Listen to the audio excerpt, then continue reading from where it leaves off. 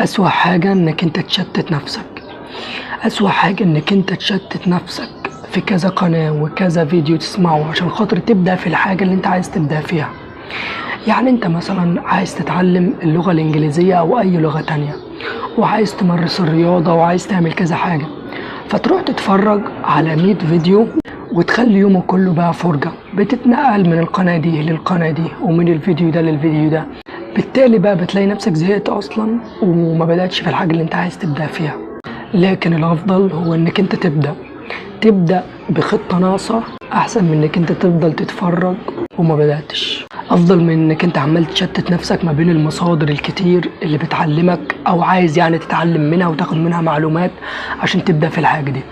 زي مثلا التمرين، أنت عايز تبدأ تمرين في البيت، فبتفضل تتفرج على كذا فيديو يعلمك مثلا تمرين البطن، يعني مثلا عشان تبني عضلات البطن فبتتفرج على كذا فيديو، تبني عضلات الرجل فبتتفرج على كذا فيديو وكذا تمرين مختلف.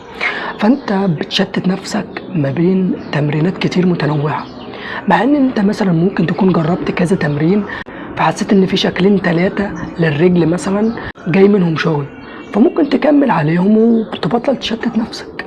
وكذلك الامر برضو على باقي الجسم وباقي عضلات الجسم. وكذلك مثلا لو اللغة، انت مثلا دلوقتي عايز تتعلم الانجليزية، فركز على مصدر او مصدرين بالكتير بس يكونوا موثوقين وتعلم منهم بس. وبالتحديد بقى لو كان مثلا واحد عربي وواحد انجليزي، يعني اللغة الاصل بتاعتهم انجليزي عشان هتفهم اكتر. فاللي بدأ بخطة ناقصة احسن بكتير من اللي واقف بيتفرج. ليه؟ لان اللي بدأ بخطة ناقصة هيبدأ بقى يتعلم في الطريق وياخد معلومات وهو ماشي في الطريق، مش هو واقف وبيتفرج. زي مثلا اللي عايز يتعلم السباحة ده بيبقى واقف على الشط بيتفرج، ولا بيروح يشوف سباح ماهر اعلى منه ومثلا ممكن يكون كان بيلعب في الاولمبياد كمان يعلمه السباحة.